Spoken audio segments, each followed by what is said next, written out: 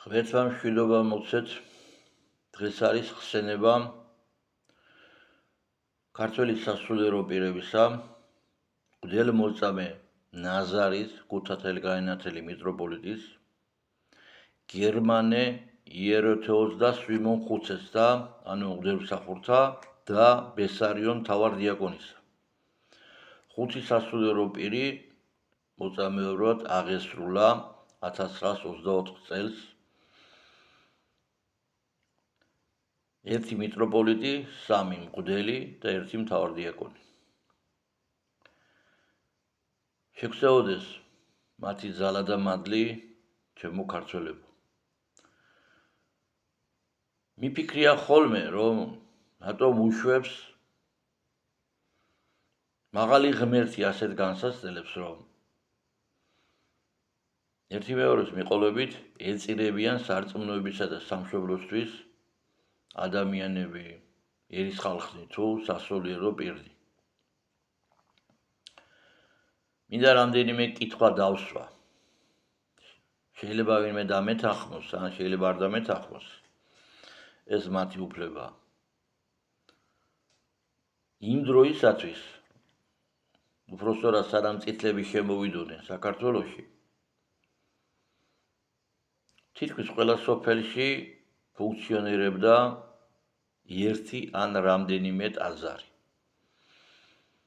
ანუ ათასობით სასულიერო პირი მსახურობდა საქართველოს ტერიტორიაზე. როდესაც წითლები შემოვიდნენ, დევნა დაიწყო.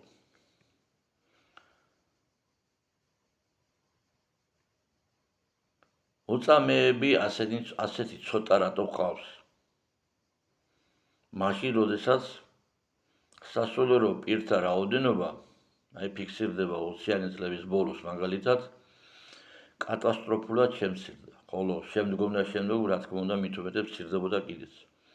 მაგრამ 20-იანი წლების ბოლოს ხაზს იმიტომ უსვამ, რომ ეს ხალხი ისევ ცოცხლები იყვნენ, ყველა ერთად ხوار დაიღუპებოდა, ბუნებრივი.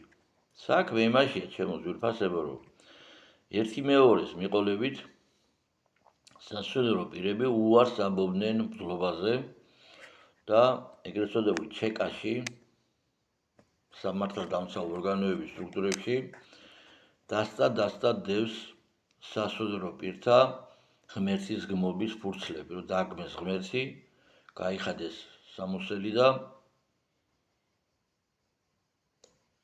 დაიწყეს ერული ცხოვრება.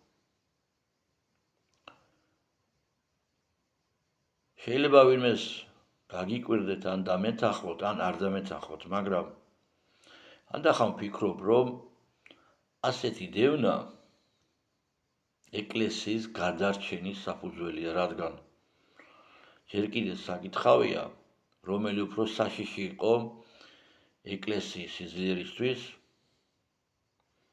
მოსული უგჯულო დამპყრობელი თუ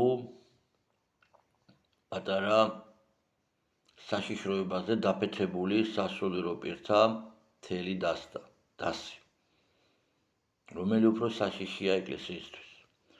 ჩემო მეგობრებო, აი ეს მინდა ვთქვა არა მარტო სასულიერო პირებზე, ჩვენ ადამიანები ვართ ყველანი. მთლიანად მინდა ვთქვა ერზე, ერისხალხზე და მათ შორის სასულიერო პირებზე, იმიტომ რომ ეს სასულიერო პირები ჩვენ თქვენთან ერთად ვცხოვრობთ და ერთი ქვეყნის შვილები ვართ. როდესაც დღეს ყველამ ზუსტად ვიცით, რომ ამდენი მიგრანტები, რომლებიც შემოსულია საქართველოში, ხელისუფლებამ უკვე აღიარა 300,000 მიგრანტის ოფიციალურად ყოფნა საქართველოში. ამ დროს 300,000-ზე მეტი ქართველი გავიდა ქვეყნიდან. ყველამ ვიცით ასევე, რომ ხელისუფლება ფულს აკეთებს მიგრანტების შემოყვანაზე. ეს ყველამ ვიცით. ხმას რამდენი იღებს? რამდენი წუხს იმაზე, რომ რაც ხდება ეს, რომ ეს ცუდია, რამდენი აფიქსირებს ამის პოზიციას. არა მარტო მღვდელი, ერისხალხის, ყველაზე ვსაუბრობ. ამ დროს ყველამ ვიცით, რომ ხვალ და ზეგ ეს მიგრანტები, ინა თურქები იქნებიან, პალესტინელები, არაბები, თუ სხვები რა აქვს მნიშვნელობა. ქართველ ადგილობრივ აბორიგენ მოსახლეობას ამოწყვეტენ ამ სიტყვის პირდაპირ მნიშვნელობით. ხვალ და ზეგ. ანუ შვილს და შვილიშვილებს ამოგვიწყვიტავენ. ეს ვიცით ყველა. შედალოცვილო. ვინც ამას აკეთებს, მის ქებადიდებაში რო ხარ. შენი შვილი და შვილიშვილი მაინც შეიყვარე, ბიჭო. ცოტათი მაინც, ცოტა მეტად ქვეყნის სიყვარული გასაგებია, სახელმწიფოებრივი ინტერესები შეთვის უცხოა და გაუგებარია, რას ნიშნავს. მაგრამ შვილისა და შვილიშვილის სიცოცხლე მაინც შეიყვარე, ბიჭო. ასეთი ცხოვრების შედეგად, ასეთი აზროვნების შედეგად ერზე მოდის დამპყრობელი. ეს არის კანონზომიერება და ეს მოხდება. ახლაც მოხდება ეს. ყველამ ხო იცით ეგ. ყველამ იცით ხო? მაგრამ რატო არაფერს ამბობთ? ახლა არ გცალიათ? სადილობის დრო მოვიდა, ხო?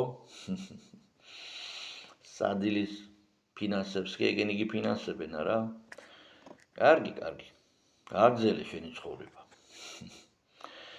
ჩემო ქართველებო, ვისვისაც საქართველოს სამშობლოა და ქრისტე კი ღმერთი.